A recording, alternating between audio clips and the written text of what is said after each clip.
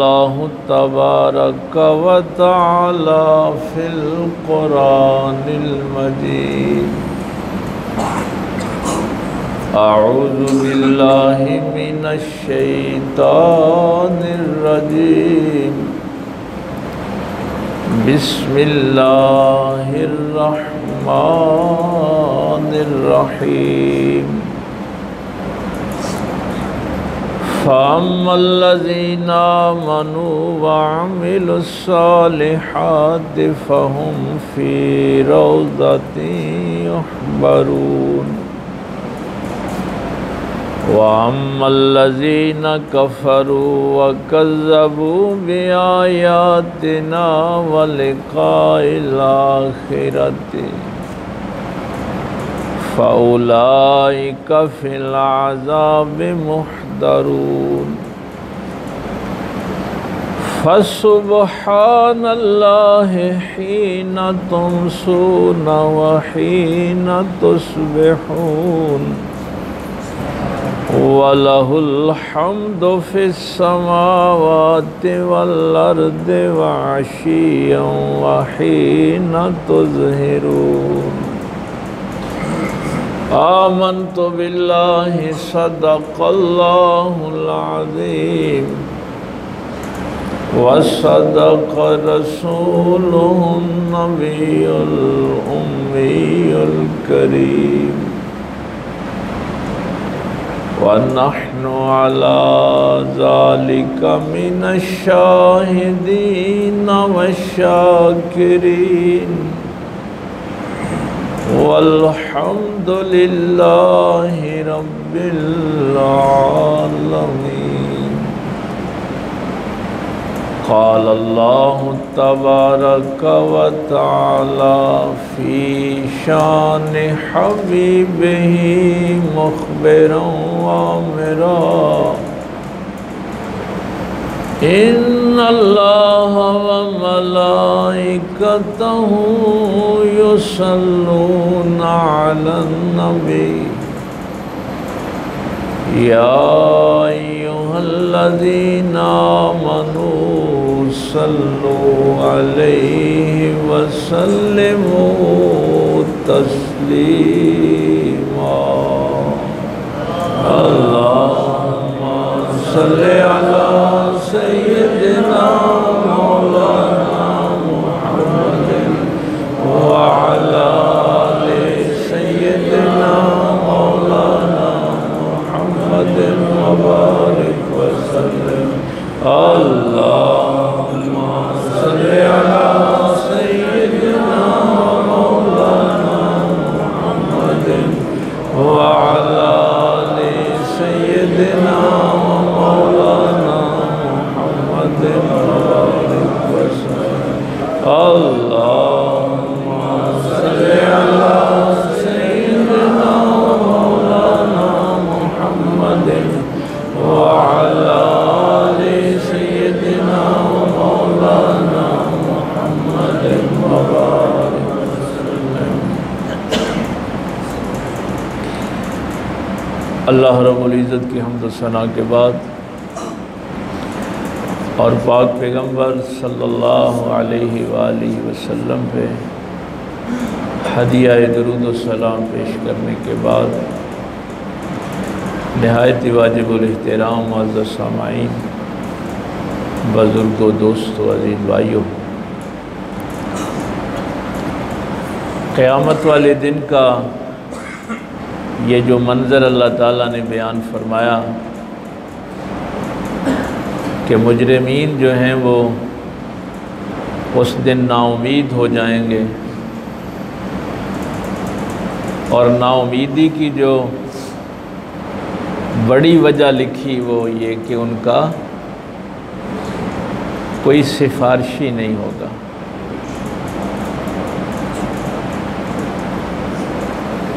ایک تو یہ ہے کہ سفارشی نہیں ہوگا. اب یہ دونوں گروہ جو ہیں ان کا جو فرق بیان کیا ہے یومئذ یتفرقون کے حوالے سے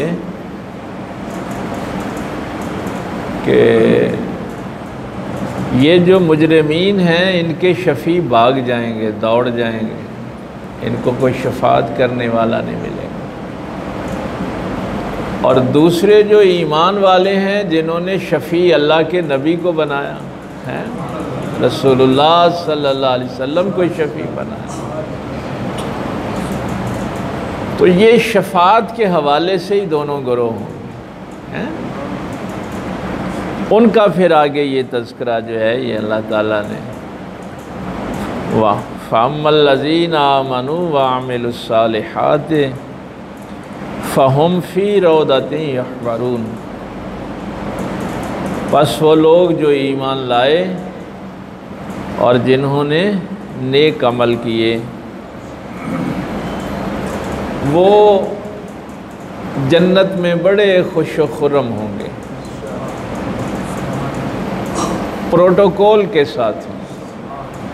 یہ خبر کا اصل میں کوئی واضح لفظ نہیں مجھے مل رہا،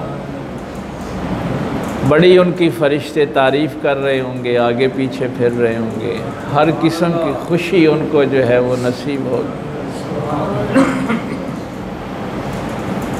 پچھلے جمعے میں نے عرض کیا تھا کہ عربی زبان میں روضہ کہتے ہیں باغ کو، جنت کو۔ آپ جتنے بھی علوم پڑھتے ہیں،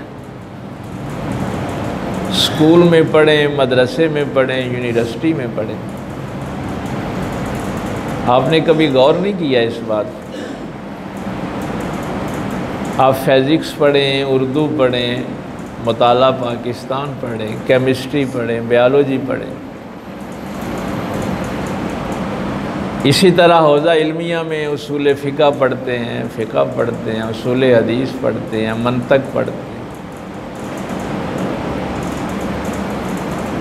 یونیورسٹیوں میں جا کے ریسرچ ورک کرتے ہیں۔ آپ کا ایک شعبہ ہے علم کا، انگریزی میں تو آپ اسے میتھمیٹکس کہتے ہیں نا، اردو میں کیا کہتے ہیں؟ ریاضی۔ ریاضی پہ کبھی غور کیا؟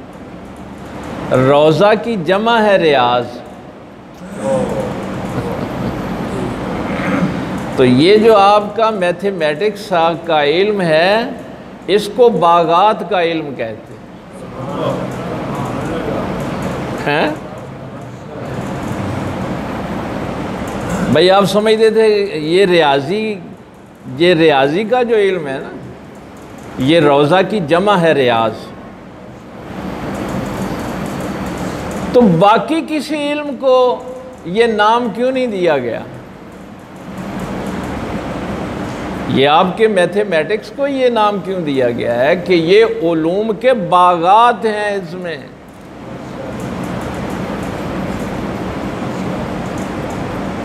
ہمیں ویسے بھی چیڑ ہے جی، ریاضی نہیں ہونی چاہیے۔ اس کی وجہ یہ ہے کہ آپ کسی بھی علم میں کوئی قدرت حاصل نہیں کر سکتے اگر آپ کو میتھ نہیں آتا۔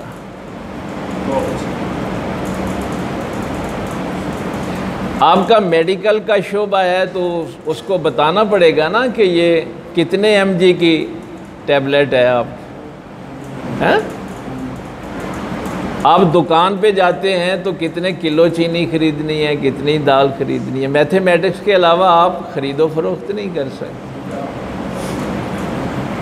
آپ نے قرآن کریم پڑھا، آپ نے والد صاحب فوت ہو گئے، وراثت تقسیم کرنی ہے، اگر آپ کو میتھمیٹکس کا علم نہیں آتا تو آپ وراثت تقسیم نہیں کر سکتے۔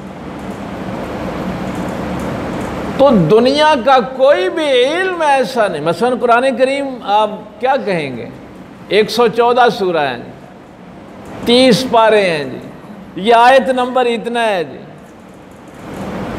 جگہ جگہ پہ آپ کو میتھمیٹکس کی ضرورت پڑتی۔ تو آپ نہ دین کے علوم پہ دسترس حاصل کر سکتے ہیں، نہ دنیا کے علوم پہ دسترس حاصل کر سکتے ہیں۔ اس لیے یہ ایک سبجیکٹ جو ہے اس کو ریاضی کہتے ہیں کہ اس میں علوم کے باغات ہیں، اور مولا علی سرکار کو بھی ظاہر باب مدینہ تو علم ہے نا، بھائی علم کے شہر کا جو دروازہ ہے وہ سرکار مولا کا ہے۔ ایک دفعہ ایم ایڈ کی کلاس تھی تو وہاں میرا لیکچر تھا، تو ان کو میں نے بتایا تھا، میں نے کہا کہ دیکھیں یہ جو آپ، اب تو ظاہر ہے پرانے لوگوں کو تو پتہ ہے، یہ ہم جب کسروں کو جمع تفریق کرتے ہیں نا، بھائی ایک تو سیدھا سیدھا میتھ ہے نا آپ کا، یہ گنتی 1 2 3، اگر آپ نے اس کو آدھا کرنا ہو تو پھر 1/2 1/3 1/4، مثلا آپ نے بیوی کا حصہ 1/8 آ جائے گا، والدین کا کہیں 1/6 آ جائے گا، 1/4 آ جائے گا، ان کو کسریں کہتے ہیں۔ تو ان کسروں کی جمع تفریق جو ہے یہ بڑا مشکل تھا اس دور میں، سیدھی سیدھی جمع تفریق لوگ کر لیتے تھے، لیکن کسروں کو کیسے جمع تفریق کرنا ہے یہ حضرت علی نے بتایا تھا۔ پہلا شخص جس نے کسروں کے حل کا، دیکھیے آپ وراثت کے علوم تقسیم نہیں نہ کر سکتے، حصے تقسیم نہیں کر سکتے۔ یہ بات میں اس لیے کر رہا ہوں کہ اگر کوئی میتھ پڑھ رہا ہو تو آپ کہتے ہیں یہ تو دنیا دا علم ہے، او بھائی اس علم کے ذریعے ہی آپ نے دین بھی سیکھنا ہے، اس لیے علم کو تقسیم نہ کیا کریں، علم علم ہی ہوتا ہے۔ ویسے بھی میں تو اپنے بڑوں کی جو بات ہے وہ کہا کرتا ہوں، جب یروشلم بھی فتح ہوا نا تو جتنے عیسائیوں کے علماء تھے ان کا بڑا احترام کیا گیا، عزت کی گئی، تو لوگ حیران تھے کہ حضرت عمر فاروق رضی اللہ تعالیٰ عنہ عیسائی پادریوں کو احترام دے رہے ہیں، تو آپ نے فرمایا کہ ہم علم کی بھی عزت کرتے ہیں اور عالم کی بھی عزت کرتے ہیں۔ اور بھائی جو علم کی قدر کرتا ہوگا وہی عالم کی بھی کرے گا، کیوں؟ اس کی ایک وجہ ہے، علم علم ہے بھائی، اگر کوئی اہل علم ہی نہیں ہوگا تو آپ گفتگو کیسے کریں گے؟ آپ نے عیسائیوں سے ہی کوئی بات کرنی ہے تو کیا ان کے کسی جاہل سے کریں گے کہ عالم سے کریں گے؟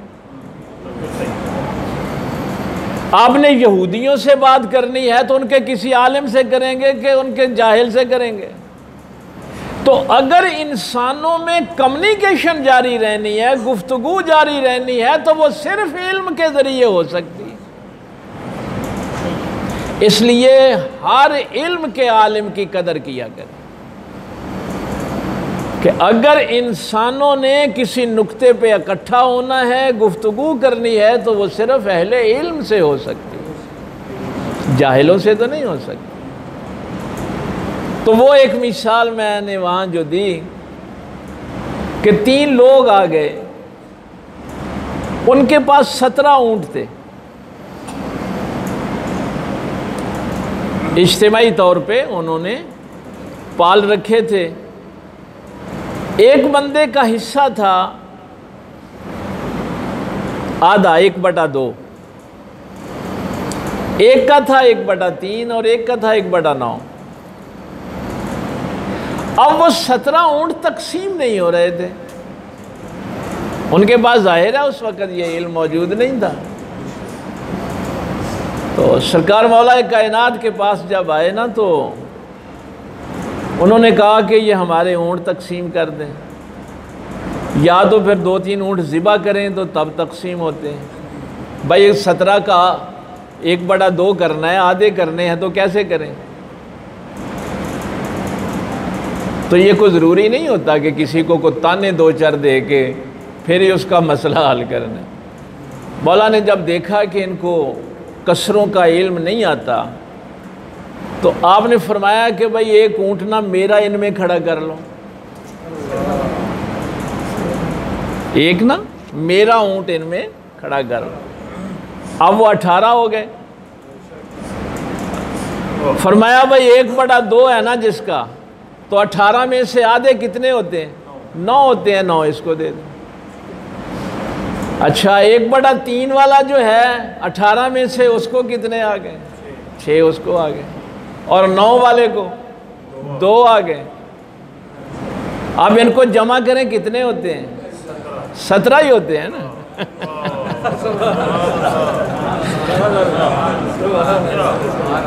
اور بھائی دیکھیے تقسیم ان کو کر کے دیے 18 کے حساب سے. تقسیم 18 کے حساب سے کر کے دیے نا. اب وہ حیران تھے کہ علی کا اونٹ بھی بچ گیا ہے اور ہمیں حصے سے زیادہ بھی مل گیا ہے. اور بھائی جس کو 9 ملے ہیں وہ 17 کے حساب سے تو زیادہ ہی ملے ہیں. جس کو 6 ملے ہیں اس کو بھی زیادہ ہی ملے ہیں. تو یہ ہم میتھمیٹکس والوں کو سمجھاتے ہیں کہ اب اس سوال کو حل کرنا آسان ہے, اس دور میں بڑا مشکل تھا. یہ 18 کیا ہے؟ 1/2, 1/3, 1/9. 2, 3 اور 9 کا جو ذو اضاف عقل ہے وہ 18 ہے. تو یہ سوالوں کو, کسروں کو ذو اضاف عقل کے ذریعے سے حل کرنے کا علم حضرت علی نے دیا تھا.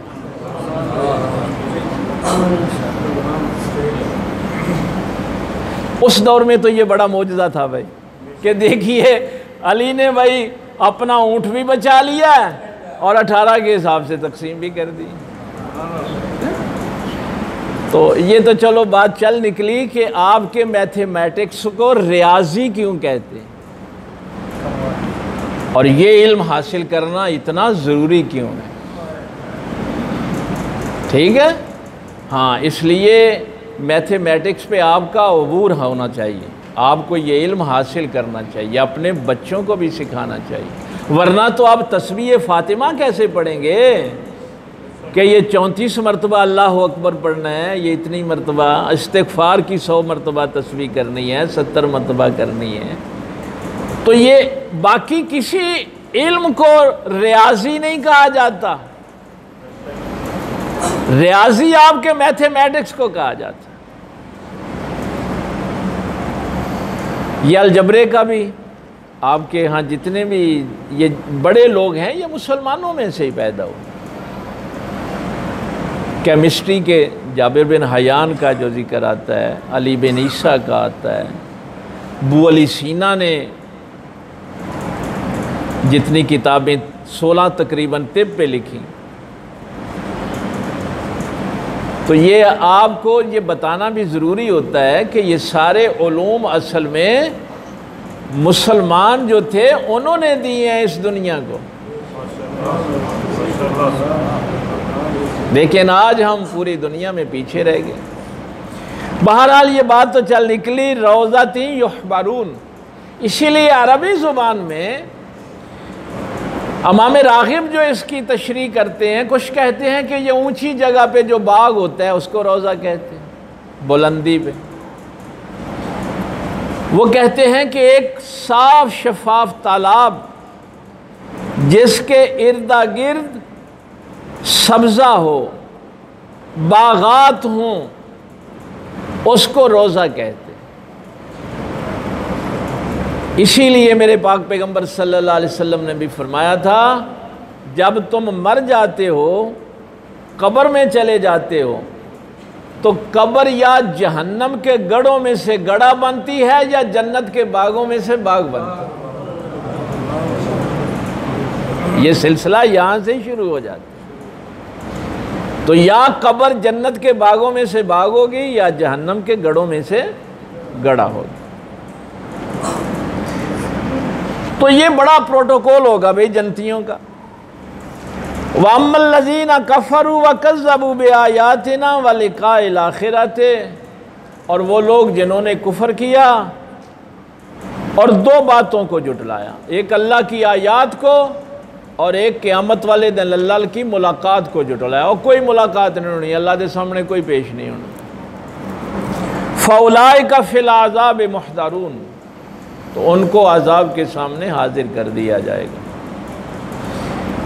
یہ اللہ تعالیٰ قرآن کریم کا اسلوب بھی یہی ہے کہ جتنے بھی تضادات ہوتے ہیں ان کو ساتھ ساتھ بیان کر دیا جاتا ہے کہ اللہ پر ایمان لانے والے، قیامت پر ایمان لانے والے، ان کا انجام کیا ہوگا، اور اللہ کا انکار کرنے والے اور اللہ سے ملاقات کا انکار کرنے والوں کا انجام، دونوں کا ذکر جو ہے اجمالاً کر دیا۔ اب حکم دیا ہے فَسُبْحَانَ اللَّهِ حِينَ تُمْسُونَ وَحِينَ تُصْبِحُونَ، شام کو بھی اللہ کی تسبیح بیان کرو اور صبح کو بھی اللہ کی تسبیح بیان کرو۔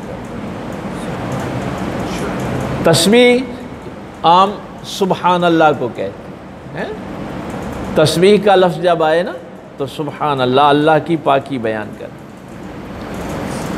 کسی بھی کمزوری کی نسبت اللہ کی طرف نہیں کی جا سکتی، یہ ذہن میں رکھنا۔ جب آپ سبحان اللہ کہتے ہیں تو میں نے اس کے 5 درجے آپ کو بتائے تھے، آپ کو یاد نہیں رہتے تو میں کیا کر سکتا ہوں، جب آپ ایک دفعہ سبحان اللہ کہتے ہیں تو 5 درجے ہیں اس کے،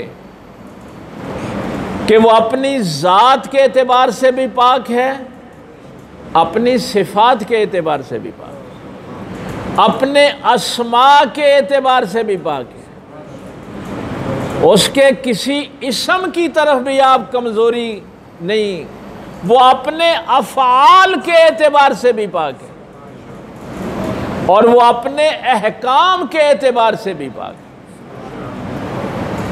یہ جو آپ کہتے ہیں نا دنیا بھی رکھنی ہے کی کریے، یہ کہتے ہیں نا، اور یا کسی کے کہیں نا کہ یہ اللہ کا حکم ہے تو وہ آگے سے کہتا ہے بھئی دنیا بھی رکھنی ہے۔ اس کو یہ نہیں پتا کہ جب میں نے سبحان اللہ کہہ دیا ہے تو اب عقیدہ یہ ہے کہ اس کا ہر حکم پاک ہے۔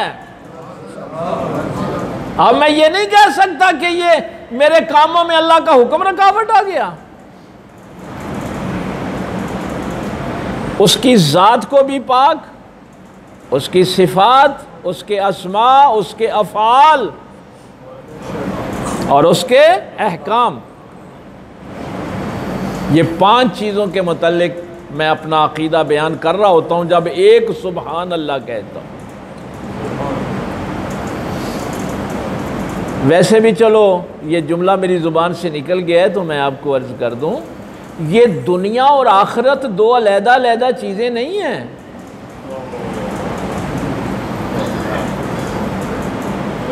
یہ جو آپ کے ذہن میں ہے نا کہ شاید دنیا اور شے ہے اور آخرت اور شے ہے، نہیں، کروڑوں مرتبہ آپ یہ حدیث سن چکے ہیں، الدنیا مزرعۃ الآخرہ۔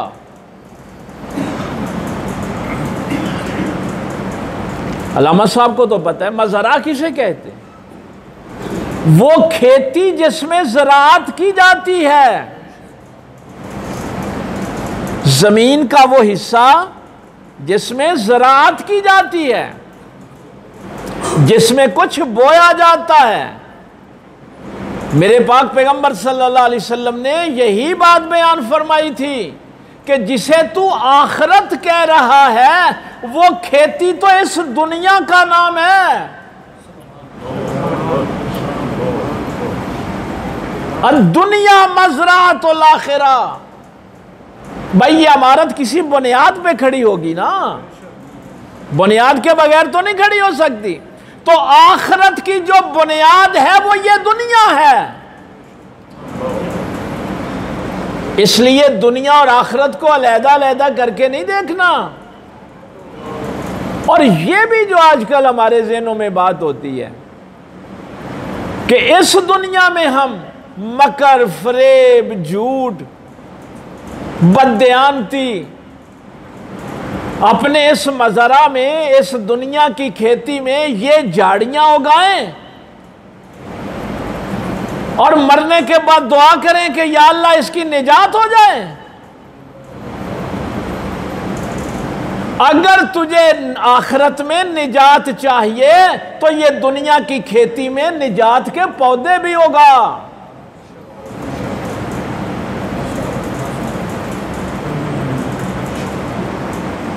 اگر تجھے مغفرت کی ضرورت ہے تو اسی دنیا میں تو نے پودے اگانے ہیں۔ اسی چیز نے تو ہمارا بیڑا غرق کر دیا کہ ہم نے دنیا کو آخرت سے علیحدہ کر کے دیکھنا شروع کر دیا۔ پاک پیغمبر صلی اللہ علیہ وسلم کی یہ حدیث ہمیشہ ذہن میں رکھنا، آخرت تو نے یہاں ہی بونی ہے، یہی بنیاد ہے، اسی میں تیری آخرت کی کھیتی کھڑی ہے، اسی کا اجر تجھے آخرت میں ملنا ہے۔ اس لیے یہ کوئی دو علیحدہ علیحدہ چیزیں نہیں ہیں،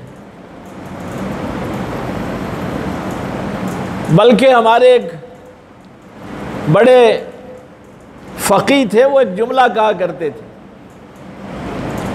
وہ کہتے تھے دین اور دنیا اس کو بھی علیحدہ علیحدہ نہ دیکھا کرو، بلکہ یہ تو دو متضاد چیزیں ہیں ہی نہیں، ان کا تو تقابل ہو ہی نہیں سکتا۔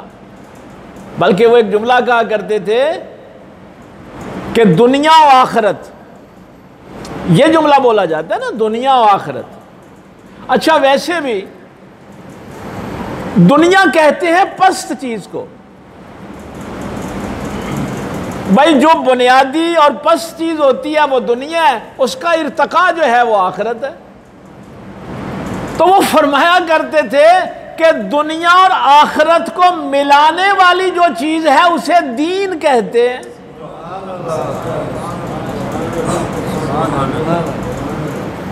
بھائی اگر دین آپ نے حاصل کر لیا تو وہ تمہارا دین تمہیں اس دنیا کو آخرت کے ساتھ ملا دے گا۔ الدنیا مزرعۃ الآخرہ، دنیا آخرت کی کھیتی ہے، دنیا بنیاد ہے آخرت کی، یہ جڑی ہوئی ہیں دونوں چیزیں، یہ علیحدہ علیحدہ نہیں ہے۔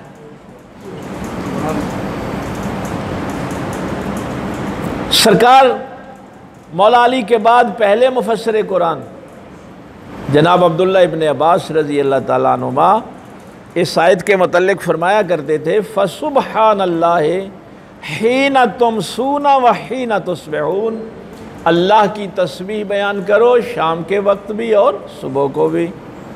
وَلَهُ الْحَمْدُ فِي السَّمَاوَاتِ وَالْأَرْضِ وَعَشِيًّا وَحِينَ تُظْهِرُونَ، اسی کے لیے، اسی اللہ کے لیے حمد ہے، تمام خوبیاں اسی اللہ کے لیے ہیں زمین و آسمان میں، دوپہر کے وقت بھی اور پچھلے پہر بھی۔ تو اب عبداللہ ابن عباس فرمایا کرتے تھے کہ یہ نمازوں کے اوقات بیان ہوئے، ان دونوں آیتوں میں نمازوں کے اوقات بیان ہوئے ہیں، اور اس ساری نماز کو ایک جز کے ساتھ تشبیہ دی گئی ہے، تسبیح کے ساتھ۔ اس پہ ذرا غور کرنا، چونکہ عبداللہ ابن عباس کہہ رہے ہیں، کوئی چھوٹا موٹا مولوی نہیں کہہ رہا۔ عبداللہ ابن عباس کا تعارف میں نے آپ کو کروایا تھا نا، کہ نبی پاک صلی اللہ علیہ وسلم نے ان کو گڑتی دی تھی اور ان کے علم کے لیے دعا فرمائی تھی۔ ہاں، قرآن صحابہ ان سے سیکھا کرتے تھے۔ وہ فرماتے ہیں کہ پوری نماز کو تسبیح چونکہ جز ہے نماز کا، تو فرماتے ہیں کہ تم نے کبھی غور نہیں کیا کہ نماز شروع ہوگی صبح ثنا سے، تسبیح سے شروع ہوگی نا، جب تو رکوع میں جائے گا تو پھر تسبیح بیان کرے گا، سبحان ربی العظیم، سجدے میں جائے گا تو پھر تسبیح بیان کرے گا۔ تو اس ایک جز کو کل کے ساتھ تشبیہ دے کے کہا کہ تیری پوری نماز اصل میں تو اس کی پاکی بیان کرنا ہے۔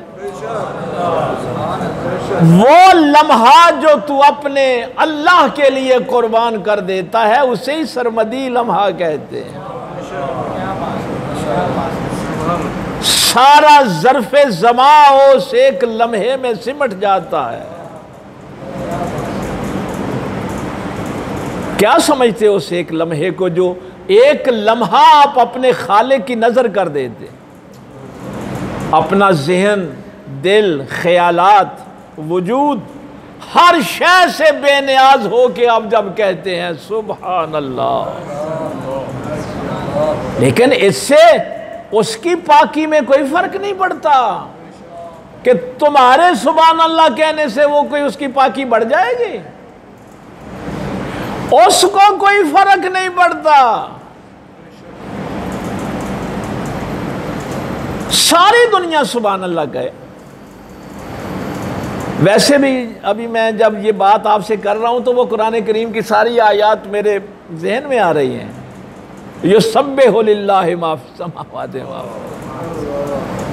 جو کچھ زمین و آسمان ہے سب اسی کی تسبیح بیان کرتے، وہ ساری آیات میرے ذہن میں، لیکن فرمایا کہ سب تسبیح چھوڑ دیں تو اس کی پاکی میں کوئی کمی بھی واقع نہیں ہوتی۔ آپ سارے سبحان اللہ کہیں گے تو اس کی پاکی میں کوئی اضافہ نہیں ہوگا، پھر حکم کیوں دیتا ہے؟ پھر حکم کیوں دیتا ہے؟ فَسُبْحَانَ اللَّهِ حِينَ تُمْسُونَ، شام ہو جائے پھر بھی اس کی پاکی بیان کرو، تسبیح بیان کرو، فجر کو اٹھتے ہو پھر بھی، دوپہر کو بھی، پچھلے وقت بھی، سارے اوقات بتا دیے۔ بس صرف ایک جملہ، وہ یہ چاہتا ہے، اس کو محبت ہے تم سے کہ تم سبحان اللہ کہو تاکہ وہ تمہیں پاک کر دے۔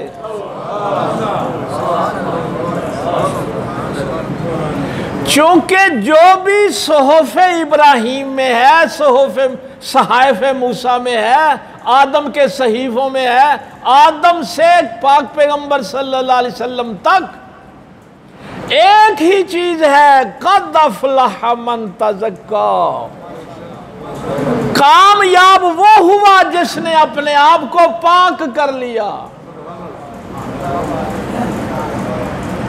اس کے آخر میں کیا ہے؟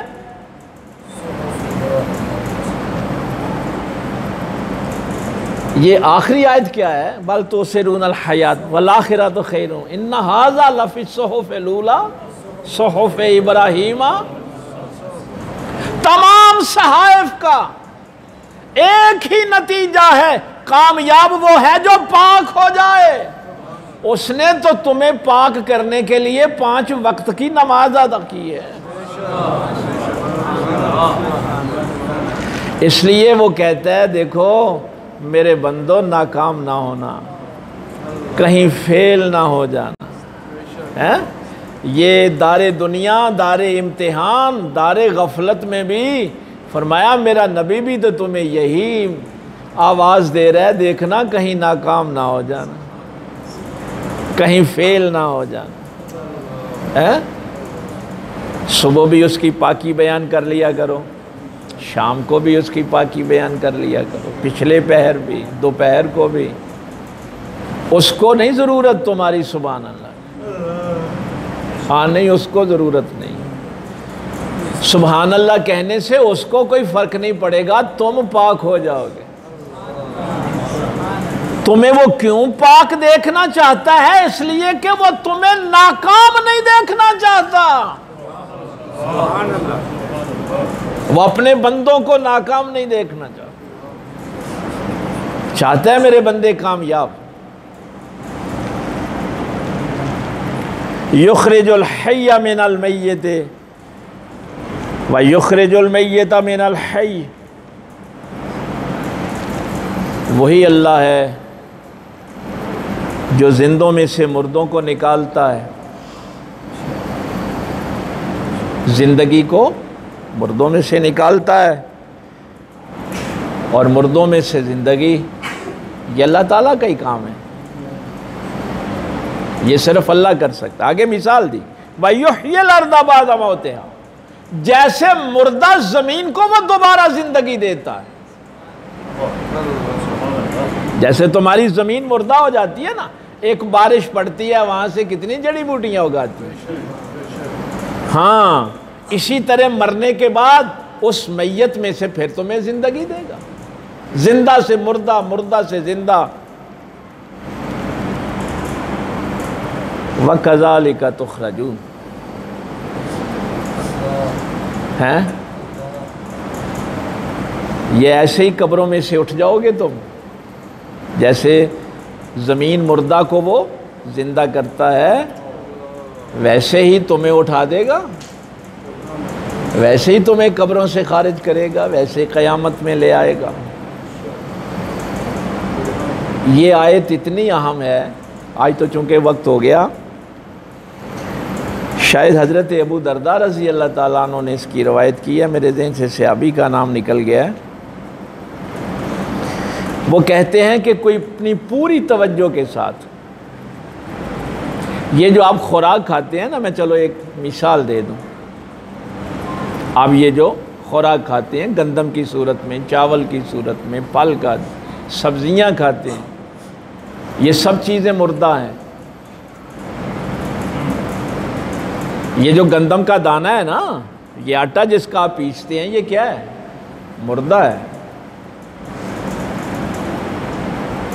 یہی مردہ چیزیں جب تم کھاتے ہو تو اس سے نطفہ پیدا ہوتا ہے، وہ پانی پیدا ہوتا ہے۔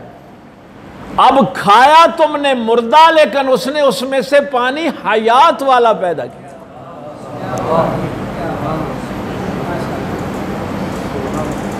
اس کی بڑی تفاسیر ہیں، لیکن ایک اشارہ صرف آپ کو کرتا جاؤں کہ کیسے وہ مردوں میں سے زندگی عطا کرتا ہے۔ تم نے جو مردہ چیزیں کھائی تھیں، امشاج، اب یہاں پہ یہ بھی ہے نا، امشاج من نطفۃ امشاج، یہ زندگی کا پانی صرف مرد میں ہی نہیں تھا، ملا جلا پانی، عورت نے بھی وہی مردہ چیزیں کھائیں۔ نطفہ صرف مرد کا نہیں ہے، انا خلقنا الانسان من نطفۃ، ہم نے انسان کو نطفے سے پیدا کیا، زندگی بخشی۔ امشاج، ملے جلے پانی سے، اس میں سے مرد کا پانی بھی تھا، عورت کا بھی تھا۔ تو جو تم نے مردہ چیزیں کھائیں، ان میں سے ہم نے مرد اور عورت کو پانی زندگی والا عطا کیا۔ دیکھیے وہ مردوں میں سے کیسے زندگی، اب اسی زندگی کو پھر موت آ جاتی ہے۔ تو وہ جو میں بات کر رہا تھا، حضرت ابو درداء رضی اللہ تعالیٰ عنہ فرماتے ہیں کہ کوئی اپنے پورے فہم کے ساتھ صرف اس ایک آیت کو صبح کے وقت یہ کذالک تخرجون تک پڑھ لے تو سارے دن کی تقصیروں کو معاف کرنے کے لیے یہ ایک آیت کافی ہے۔ کیا اس کو اللہ کی معرفت حاصل ہوتی ہے، وہ کیسے مردوں میں سے زندگی اور کیسے زندگی میں سے مردے۔ یہ معرفت ہے نا اللہ کی، اللہ کی معرفت حاصل ہوتی ہے شاید۔ تو صبح و شام اگر کوئی بندہ یہ آیت تلاوت کر لے تو اس کی تقصیریں معاف کرنے کے لیے تو یہ ایک آیت ہی کافی۔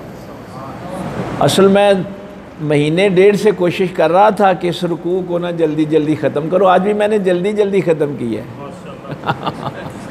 میں نے کہا کہ یہ نا کام لمبا ہوتا جا رہا ہے، آگے ظاہر ہے کافی موضوعات ہیں، اور وہی بات جو میں کر رہا ہوں، وَمِنْ آیَاتِهِ أَنْ خَلَقَكُم مِّن تُرَابٍ، تو یہ دیکھیے کیسی آخر میں مثال دی کہ یہ تو مشاہدہ کرتے ہو نا کہ زمین جل گئی، مردہ ہو گئی، اس مردہ زمین کو زندگی کون بخشتا ہے؟ تو جو مشاہدہ اپنی آنکھوں سے کرتے ہو، اب اس اللہ پہ یقین نہیں ہے، کیا ہو گیا؟ کیا ہو گیا اگر تیرا دل مردہ ہے؟ اس سے کبھی تو کہے مردہ زمینوں کو زندہ کرنے والے اللہ میرا دل بھی زندہ کر دے،